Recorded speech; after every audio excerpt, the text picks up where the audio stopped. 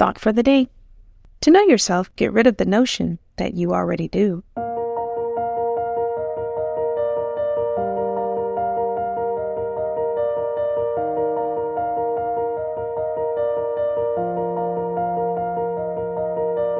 Welcome to 7 Minutes for Yourself. I'm Christina Aina, and I'm so glad you've joined me for what I believe will be 7 of the most enriching minutes of your day. Let's take this time to reconnect with ourselves and improve our well-being. In today's episode of 7 Minutes for Yourself, we're talking about embracing our emotions without relying on coping mechanisms that make the situations worse. Have a listen. The top 3 categories of negative emotions are sadness, anger, and fear, and we all have different degrees of tolerance for these kinds of emotions. It's a normal reaction to want to get rid of the negative emotions, but what you do to get rid of these emotions makes all the difference in what happens to the emotions. Let me explain. Suppose I lose my job. I'm going to be upset about that. It's not realistic to think that I can just take the news and say, "Oh, that's a shame, but I'm happy to be alive." That's unnatural. We're built to experience a wide spectrum of emotions, from happiness to sadness to anger to fear. You may say, a person who's secure in themselves and in their faith has no reason to be fearful. But if a bear walks into the room and bares its teeth at me, I will wet my pants and run. Being afraid and wanting to run is an adaptive response for self-protection. So we're all wired to experience the full spectrum of emotions in response to both external and internal experiences. Internal experiences would be what you're thinking about in your head. How you tolerate and experience the different emotions is molded and shaped by your temperament, which is your nature, and your upbringing, which is how you were nurtured. I like to call your temperament your factory-installed reflex. It's basically what you were born with and is based on your genes. But you can be raised to believe that certain emotions like anger are bad and you should never show your anger.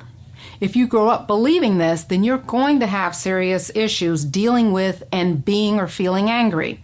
You may tell yourself that you're not angry, but your mind knows that you are, and the anger will show up as anxiety.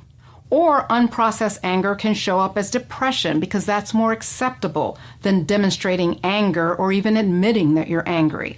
So you have to be able to accept and handle the range of emotions that you experience. If you have trouble with that, then on an unconscious level, you will find a way to manage that emotion. And here are some of the maladaptive or not so great ways that we try and escape the negative emotions when we can't accept them.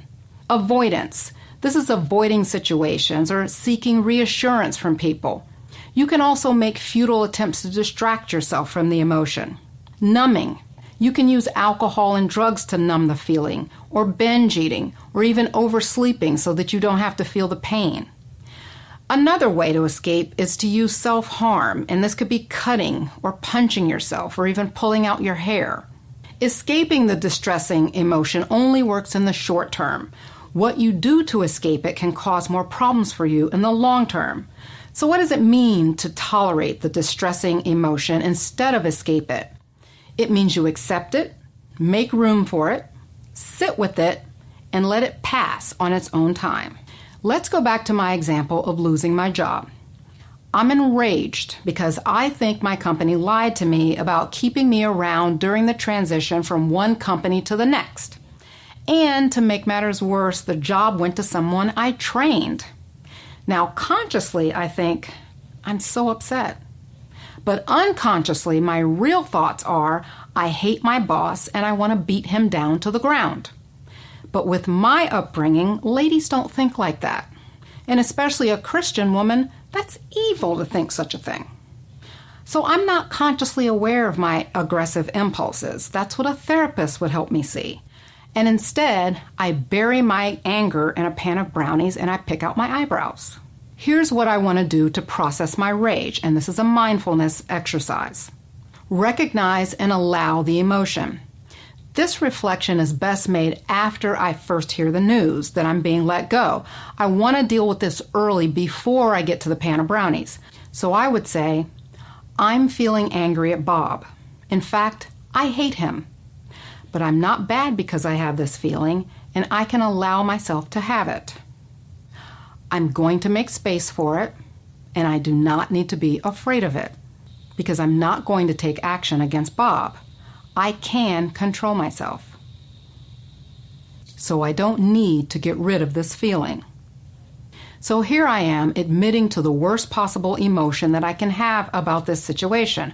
I want to assume that I'm going to downplay it in my mind, so go ahead and blow it up and own it.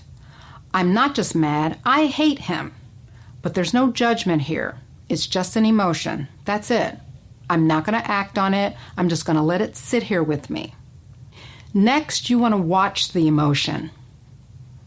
Let me watch this anger and hate and see what it does.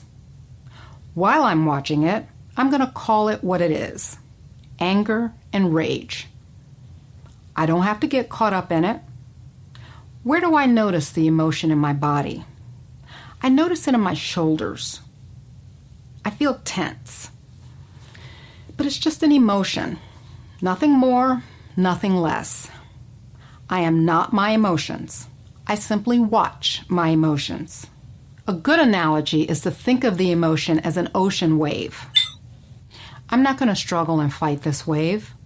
I'm going to go with it and float with it. I may even ride this wave to the shore. The next step is to be present. You're going to turn your attention to what you're doing now, what's in front of you. And there's two ways that you can do this. The first is to use your 5 senses. I'm going to notice what's going on with all my 5 senses. What can I feel? What can I touch? What do I hear? What do I see in front of me? What do I smell? What do I taste? Another way you can be present is to turn your attention to your breath. My breath is my anchor for the moment. I take note of how I inhale and how I exhale. What do you do when the emotion comes back? When the emotion returns, you say, "That's okay. That's what emotions do. They come and they go." That concludes today's episode of 7 Minutes for Yourself. Please take a moment to rate and review the show on Apple Podcasts.